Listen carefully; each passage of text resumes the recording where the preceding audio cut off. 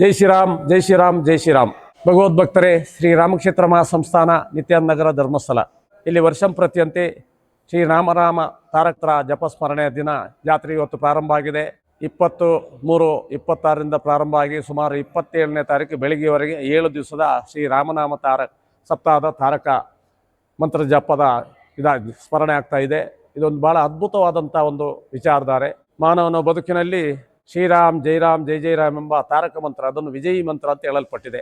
ಆ ಮಂತ್ರದ ಅನುಷ್ಠಾನದಿಂದ ಎಲ್ಲ ಕಷ್ಟ ಕಾರ್ಪಣ್ಯಗಳು ದೂರ ಆಗಿ ಮನುಷ್ಯ ಒಂದು ಸತ್ಪಥದ ಕಡೆಗೆ ತನ್ನ ಎಲ್ಲ ಇಷ್ಟಾರ್ಥವನ್ನು ನಡೆಸ್ತಕ್ಕಂಥ ಒಂದು ದೊಡ್ಡ ಶಕ್ತಿಯಾಗಿದೆ ಎಂಬುದು ಇಡೀ ಜಗತ್ತಿಗೆ ಲೋಕಕ್ಕೆ ಗೊತ್ತಿದ್ದಂಥ ವಿಚಾರ.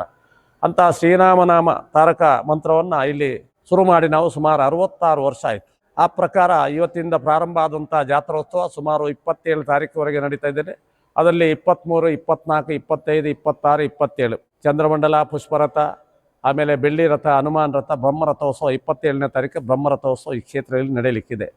ಈ ರಥೋತ್ಸವ ದಿವಸ ಇಡೀ ನಮ್ಮ ರಾಜ್ಯದ ಮೂಲೆಯಿಂದ ಅದೇ ಥರ ಬೇರೆ ಬೇರೆ ರಾಜ್ಯಗಳ, ರಾಜಸ್ಥಾನ ಇರ್ಬೋದು, ಗುಜರಾತ್ ಇರ್ಬೋದು, ಡೆಲ್ಲಿ ಇರ್ಬೋದು, ಕೇರಳ ಇರ್ಬೋದು, ಎಲ್ಲ ಪ್ರಾಂತಗಳಿಂದ ಅನೇಕ ಭಕ್ತಾದಿಗಳು ಬಂದು ರಾಮದೇವರ ಕೃಪಾ ಕಟಾಕ್ಷಕ್ಕೆ ಪಾತ್ರರಾಗ್ತಾರೆ. ಇವತ್ತು ನಮ್ಮ ಅಡ್ವಾನ್ಸ್ಮೆಂಟಿನಿಂದ ಮಾನವನ ಬದುಕು ಬಹಳಷ್ಟು ಒತ್ತಡಕ್ಕೆ ಒಳಪಟ್ಟಿದೆ.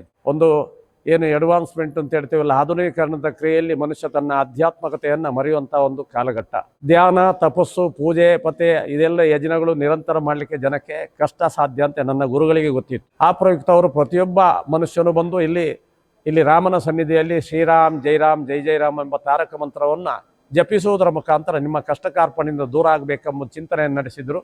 ಅದಕ್ಕೆ ಪೂರಕವಾಗಿ ನಮ್ಮ ರಾಮಕ್ಷೇತ್ರ ಮಹಾಸಂಸ್ಥಾನದಲ್ಲಿ ನಿತ್ಯ ನಿರಂತರ ರಾಮತಾರಕ ಜಪ ನಡೀತಾ ಇದೆ. ಅದರಲ್ಲಿ ಮುಖ್ಯವಾಗಿ ವರ್ಷಕ್ಕೆ 7 ದಿವಸ ಅದನ್ನು ನಾವು ರಾಮನವಮಿ ಅಂತ ಹೇಳ್ತೀವಿ. ನವಮಿ ಈ ವರ್ಷದಲ್ಲಿ ನಮಗೆ ನವರಾತ್ರಿ 2 ಬರ್ತದೆ. ಒಂದು ದಸರಾ ನವರಾತ್ರಿ, ಮತ್ತೊಂದು ರಾಮನವಮಿಯ ನವರಾತ್ರಿ.